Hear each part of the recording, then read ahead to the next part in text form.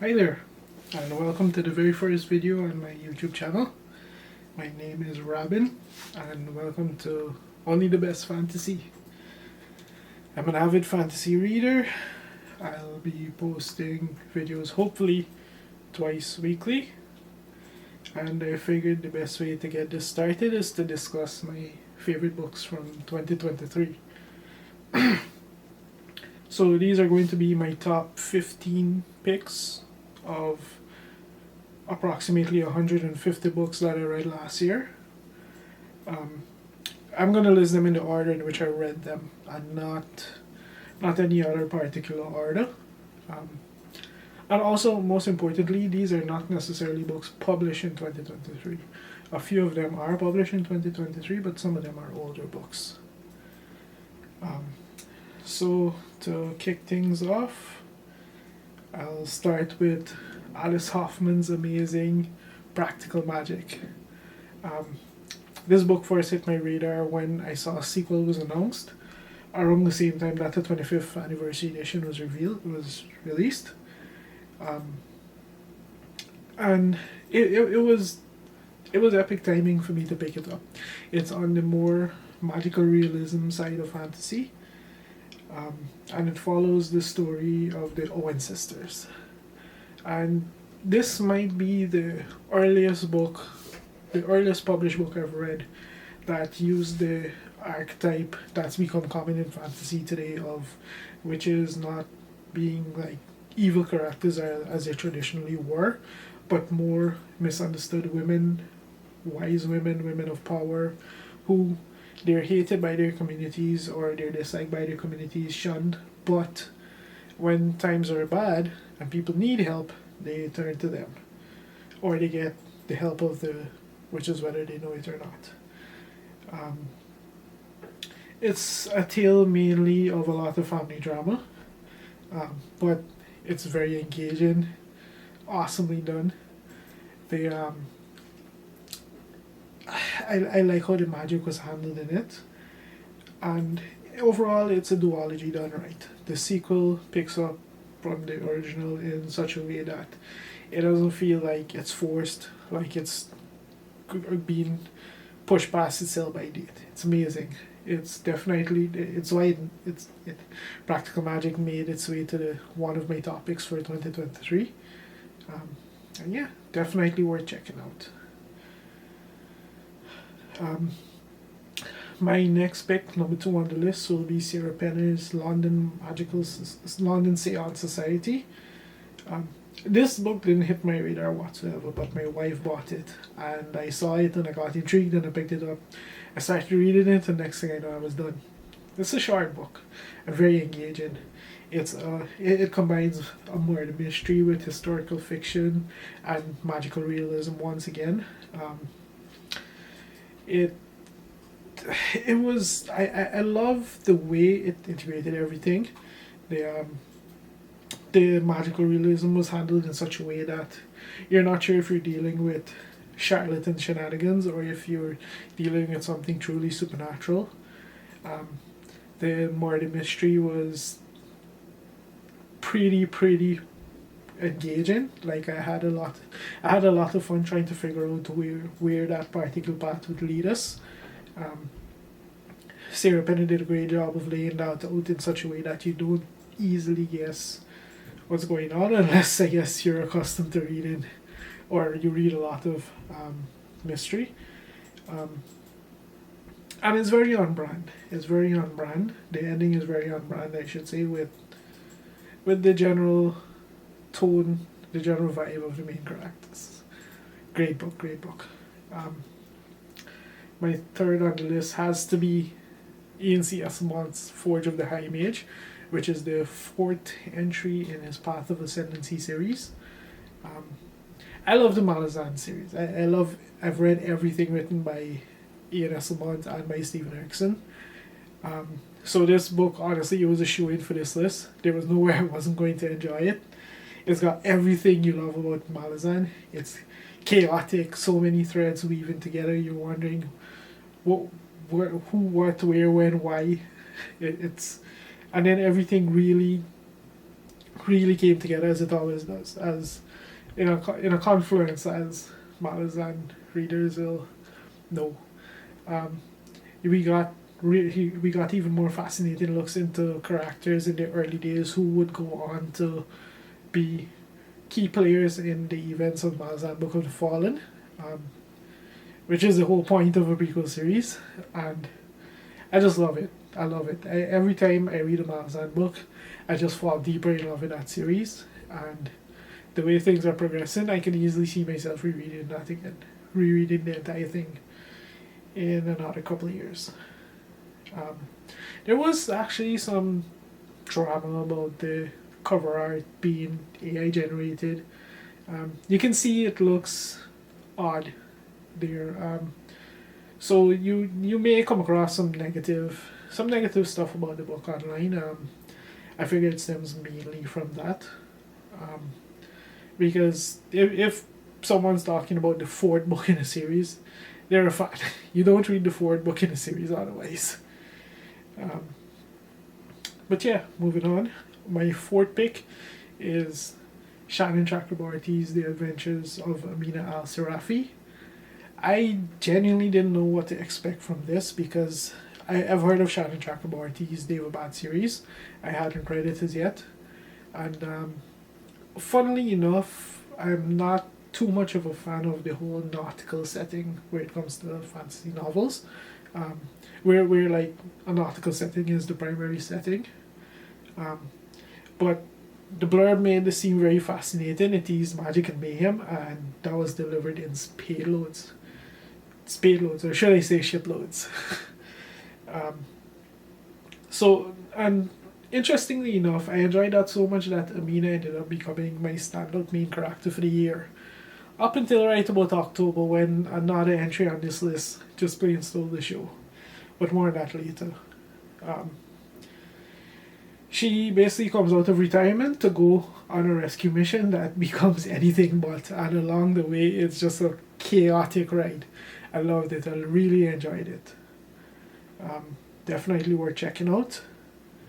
My next pick is actually a series by Naomi Novik, the Tamarar series. The first book is His Majesty's Dragon.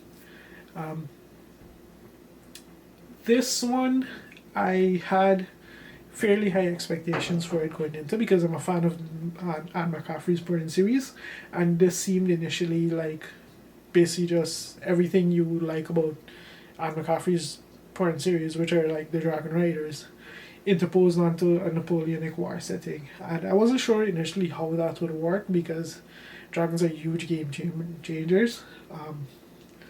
How does a war get dragged out when you have dragons who can literally end wars very, very rapidly? But she handled that conundrum really well. I love the dynamic duo of the captain and Tamarar.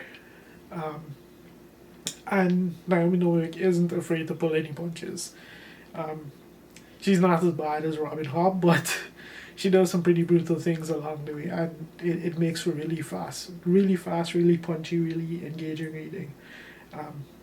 Nice, short, and pulpy, and it was a blast. It was a blast. Definitely had fun on that one. Number 6 on my list is actually Brandon Sanderson's Yumi and the Nightmare Painter, one of his secret project releases. This is a romance novel that I think I saw somewhere online. It was mentioned that Brandon Sanderson wrote this for his wife, and of the 4 project novels, that it's easy to see that this was the one he spent the most care, the most time, the most attention on, because it's the best by far. It's actually now become the novel that anyone who hasn't read Brandon Sanderson yet, they want to try him. In the past, I typically recommended Elantris. Now I'm definitely going to have to recommend Yumi. Yumi is an amazing story, heavily influenced by Brandon Sanderson's time in Seoul. I think I pronounced that right. South Korea. Heavily influenced by his time as a missionary in South Korea, and it was great. And I just love everything about Yumi. It had a really engaging story, really fascinating magic, which is, I guess, standard for Sanderson at this point. And I love that the world. There are some things about the world that remind me of one of my favorite China Miéville books. Um, Read and find out if you want to know what that is. But anyway, moving on. Let's keep going. Um, Number 7 on this list has to be John Crowley's Ka. This is a 2018 World Fantasy Award nominee. And it's a very fascinating story. It's about a man who learns the language of crows. And that's when he strikes up a conversation with the main character of Ka, who is Dara Oakley, a crow who managed to inadvertently stole the power of resurrection from humans. And since then, he's been alive for a couple millennia and he keeps getting resurrected every time he dies. It's very much magical realism. It takes a special kind of book to pull off having a crow as your main character and have it work, but it just did. It was really fun to read. It was really engaging. Definitely worth checking out. It's a World Fantasy Award nominee for a reason. It's pretty. It can get pretty heavy. It can make you think quite a bit, but worth it. Worth every minute of it. And I can easily see myself rereading it again very soon. My next pick is also from the 2018 World Fantasy Award nominees list. It's Daryl Gregory's Spoonbenders. This is about a hilariously dysfunctional suburban family. If you guys are fans of the show Shameless and you know the Gallagher family, you'll kind of get the gist of what you're dealing with in this novel. It's a very unique, a very unforgettable ensemble of characters. They have their own stuff going on, their own story threads that come together in a big chaotic jumble at the end that just works. That really it really ramps up the excitement and the fun of reading this book. It ends in a way that's also very on brand for the family. Really, really fun, really enjoyable book overall. Definitely worth checking out. Number 9 on my series, on my list of my best 15 books of 2023, is actually R. Scott Bakker's Prince of Nothing series, specifically the first novel, The Prince of the Darkness That Comes Before. This has been on my to be read pile for quite a few years. I just never got around to it. And I'm kind of glad I didn't, because it was a very dense, a very rich read. It does a lot of good things, right? And what I was pleasantly surprised by is, given the trilogy they're all big books, I was amazed at how well it flowed, how quickly time seemed to pass reading this. The quality does dip off after the first book, but the second and third books are still great. Overall, a really great series. I really enjoyed it, and I'll definitely be reading the sequel series in 2024. My next pick for my top 15 is number 10, and this is Heather Fawcett's Emily Wells' Encyclopedia of Fairies. I'm a huge fan of the whole anthropological approach to fantasy. One of my favorite series of all time is Mary Brennan's Memoirs of Lady Trent, and I love that we get that I basically got the same thing as something very similar here with this one. It focuses on a pretty incorrigible main character who sets out to learn all she can about fairies, and she gets involved in some pretty high stakes situations. There is one aspect of the book that I felt was poorly handled, but it really didn't detract from my enjoyment of the story, because on one hand it seems like it's poorly handled, on the other hand it's also on brand with the character and the way she is. So it's kind of a toss-up on whether you enjoy that or not. But overall, really great book, and I'm very much looking forward to the sequel that's coming out in February. Number 11 on my list is Fondalee's Jade Shards. I'm a huge fan of the Green Moon saga, so I guess it should be surprising that this made the list for me. This is a really great short collection of stories, of backstories for some of the key characters in the Green Moon Saga. Very fun, very enjoyable. If you're a fan of the series, it's a must read, for sure. No doubt about that. Number 12 on my list is Alex E. Harrow's Starling House. This was a really rich, really atmospheric, really engaging tale from someone who I've come to consider as a master writer currently in the game. After my experience reading her novel, The Once and Future Witches, I decided that if she publishes a grocery list, I'm gonna read it. And Starling House, I didn't see a blurb, I didn't see anything. I just happened to see that it was gonna be released in a few weeks, and I decided right then and there to buy it. It's an amazing book. It's a pretty standard entry into that particular subcategory that's become popular lately, of like haunted houses, sentient houses, that kind of thing, with dysfunctional or some weird family stuff going on. That particular category that's become popular in the last few years. But she puts her own twist on it. It's really fun, dark, humorous, engaging. There's so many words I can use to describe it. She makes it her own. That's the important thing. And even though I went into this bias that she's one of my favorite authors, I wasn't disappointed. I wasn't even remotely disappointed. So that's number 12. Number 13 is actually my favorite book of the year. And this is an author I've seen. He had a pretty popular series in the past. And then I heard about this book, which is going to be the first of a new series, and I went into it completely blind to try it out. And that is Benedict Jacka's An Inheritance of Magic. And whoa, that book completely and totally blew me away. I wasn't expecting a read on that. I wasn't expecting a book of that caliber.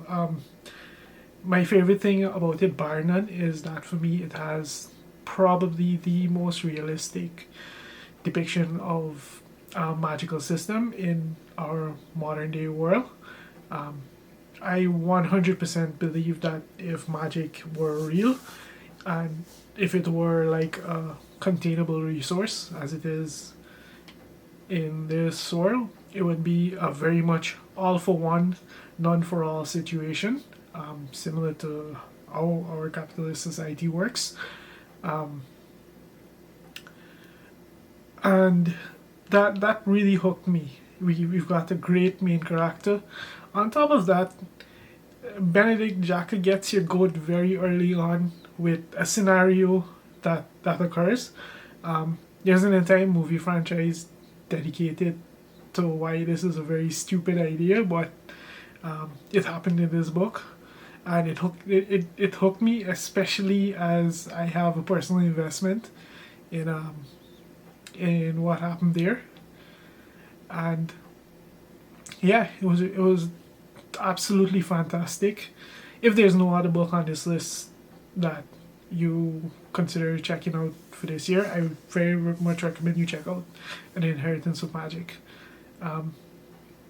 Yeah, what can I say except I'm definitely going to be reading the next one, and it actually caused me to bump his Alex Vera series quite far up my TBR. I'm probably going to read it sometime in this year, 2024.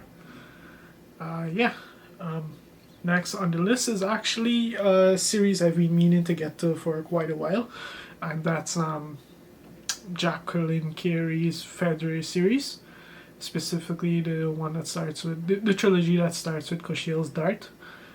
I've been meaning to read it over a while.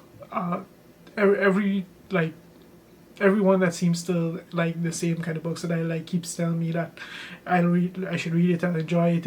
It's probably one of the best epic fantasy, high fantasy novels out there. They were not wrong.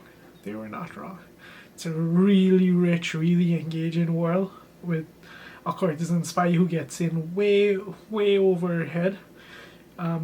It does have some religious undertones, and I can see why it's not as popular as I think it should be. It should definitely be much more popular. Given that it's a book that's been around since the early 2000s, I kind of expect that it should be in the same kind of list where you would see books like Game of Thrones and Robin Hobb and all these massive writers from the 1990s, early 1990s, because it's in that particular class of that particular time frame that this book came out, and it's a really great addition to thing. Unfortunately, it's only recently I noticed that the marketing on it seems to have shifted away from more the romance fantasy crowd. But for me, that's a plus because that means it gets more widely read. And yeah, I tremendously enjoyed it. I regret not getting to it sooner, and it did cause me to bump up the second trilogy on my reading list for this year. So that's something I'm hoping to get to in this year. And then finally, the book that ended my year with a bang is Guy Gavriel Kay's The Lions of Alrasan. I've been a fan of Guy Gavriel Kay for a little while now. I think I've read the majority of his books, with a few exceptions. Definitely more than half. And this by far, bar none, is the best. Rich, extremely character driven, interesting situations, humorous. It's everything that makes Guy Gavriel Kay a master writer on brilliant display. Previously, it's pretty popular for it to be recommended if you want to try his work. Check out Tigana. I say no, check out The Lions of Alrasan. I enjoyed it far more than I did Tigana. But yeah, it was an amazing book to kind of capstone the end of the year for me. And it just made me that much more excited to check out the few of his books that I have left to read in 2024.